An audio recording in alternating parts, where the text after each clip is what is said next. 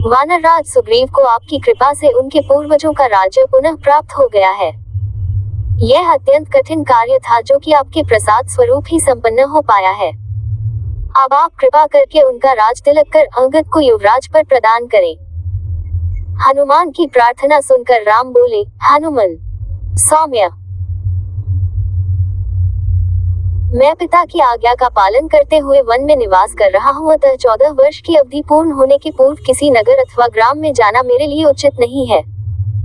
अतएव तुम लोग सुग्रीव के साथ नगर में जाकर राज्याभिषेक की प्रक्रिया पूर्ण करो। फिर राम ने सुग्रीव से कहा, हे मित्र, तुम लौकिक और शास्त्रीय व्यवहार के ज्ञाता हो, नीतिवान और लोक व्यवहार कुशल हो, इसलिए अपने भतीजे अंगद को युवराज का पद प्रदान करो।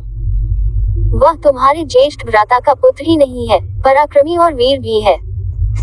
कुछ दिन तुम लोग राज्य में रहकर शासन व्यवस्था को सुव्यवस्थित करो और प्रजा की भलाई में मन लगाओ। श्रावण का महीना आ गया है और वर्षा की ऋतु का आरंभ हो चुका है, अतः 4 मास तक सीता की खोज संभव नहीं है। वर्षा की समाप्ति पर जानकी की खोज कराना। मैं इस अवधि में लक्ष्मण सहित इसी पर्वत पर निवास करूंगा। राम से विदा होकर सुग्रीव किष्किंधा जाकर किष्किंधापुरी की शासन व्यवस्था में व्यस्त हो गए। इस अंतराल में राम लक्ष्मण के साथ प्रस्रवण पर्वत पर निवास करने लगे।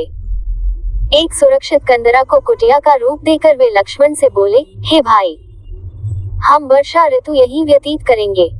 वृक्षात पर्वत अत्यंत रमणीक है। गुफा के निकट ही सरिता के प्रवाहित होने के कारण ये स्थान हमारे लिए और भी सुविधाजनक रहेगा। यहाँ से किष्किंधा भी अधिक दूर नहीं है, किंतु इस शांतिप्रद वातावरण में भी जानकी का वियोग मुझे दुखी कर रहा है। उसके बिना मेरे हृदय में भयंकर पीड़ा होती है। इतना कहकर वे शोक में डूब गए। अपने अग्रज को शोकातुर देखकर लक्ष्मण बोले, हे वीर, इस प्रकार व्यथित होने से कोई लाभ नहीं और उत्साहहीन हो जाने पर रावण से हम कैसे प्रतिशोध ले सकेंगे। इसलिए आप धैर्य धारण कीजिए। हम रावण को मारकर भाभी को अवश्य मुक्त कराएंगे। केवल कुछ दिनों की बात और है। लक्ष्मण के वचनों से राम ने अपने हृदय को स्थिर किया और वे प्रकृति की शोभा निहारने लगे। थोड़ी देर तक वे वर्षाकालीन प्राकृतिक दृश्यों का अवलोकन करते रहे। फिर लक्ष्मण से बोले, हे लक्ष्मण, देखो इस वर्षा ऋतु में प्रकृति कितनी सुंदर प्रतीत होती है। ये दीर्घाकार मेघ पर्वतों का रूप धारण किए आकाश में दौड़ रहे हैं। इस वर्षा ऋतु में ये मेघ अमृत की वर्षा करेंगे। उस अमृत से भूतल वासियों का कल्याण करने वाली नाना प्रकार की औषधियां, वनस्पति, अन्न आदि उत्पन्न होंगे। इधर इन बादलों को देखो, एक के ऊपर एक खड़े हुए ये ऐसे प्रतीत होते हैं मानो प्रकृति ने सूर्य तक पहुंचने के लिए इन कृष्ण श्वेत सीढ़ियों का निर्माण किया है। शीतल, मंद, सुगंधित समीर हृदय को किस प्रकार प्रफुल्लित करने का प्रयत्न कर रही है, किंतु विरहीजनों के लिए यह अत्यधिक दुखदायी भी है। उधर पर्वत पर से जो जलधारा बह रही है, उसे देखकर मुझे ऐसा आभास होता है कि सीता भी मेरे वियोग में इसी प्रकार अश्रुधारा बहा रही होगी। इन पर्वतों को देखो, इन्हें देखकर लगता है जैसे ब्रह्मचारी बैठे हो। ये काले काले बादल इनकी मृच्छालाएं हो, नद नाले इनके यज्ञोपवीत हो और बादलों की गंभीर गर्जना वेद मंत्रों का पाठ हो। कभी कभी ऐसा प्रतीत होता है कि ये बादल गरज नहीं रहे हैं, अपितु बिजली के कोड़ों से प्रताड़ित होकर पीड़ा से कराहते हुए आर्तनाद कर रहे हैं। काले बादलों में चमकती हुई बिजली ऐसी प्रतीत हो रही है मानो राक्षसराज रावण की गोद में मूर्छित पड़ी जानकी हो। हे लक्ष्मण, जब भी मैं वर्षा के दृश्यों को देखकर अपने मन को बहलाने की चेष्टा करता हूँ, तभी मुझे सीता का स्मरण हो आता है। ये देखो, काले मेघों ने 10 दिशाओं को अपनी काली चादर से इस प्रकार आवृत कर लिया है जैसे मेरे हृदय की समस्त भावनाओं को जानकी के वियोग ने आच्छादित कर लिया है। इस वर्षा ऋतु में राजा लोग अपने शत्रु पर आक्रमण नहीं करते, गृहस्थ लोग घर से परदेश नहीं जाते। घर उनके लिए अत्यंत प्रिय हो जाता है। राजहंस भी मानसरोवर की ओर चल पड़ते हैं। चकवे अपनी प्रिय चकवियों के साथ मिलने को आतुर हो जाते हैं और उनसे मिलकर अपूर्व प्राप्त करते हैं। किंतु मैं एक ऐसा अभागा हूँ जिसकी चकवी रूपी सीता अपने चकवे से दूर है। मोर अपनी प्रियाओं के साथ नृत्य कर रहे हैं।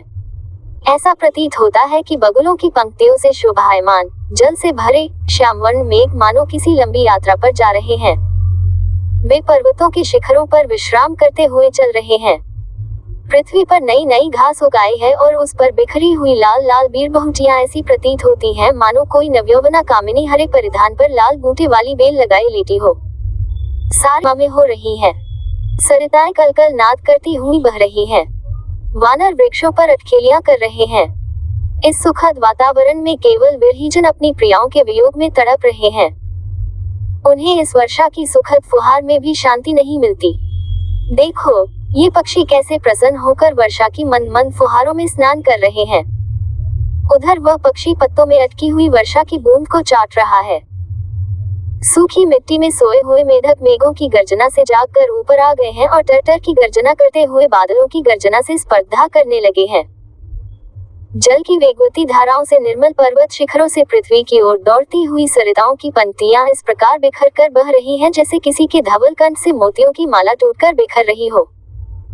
लो, अब पक्षी घोंसलों में छिपने लगे हैं, कमल सकुचाने लगे हैं और मालती खिलने लगी है। इससे प्रतीत होता है कि अब शीघ्र ही पृथ्वी पर संध्या की लालिमा बिखर जाएगी।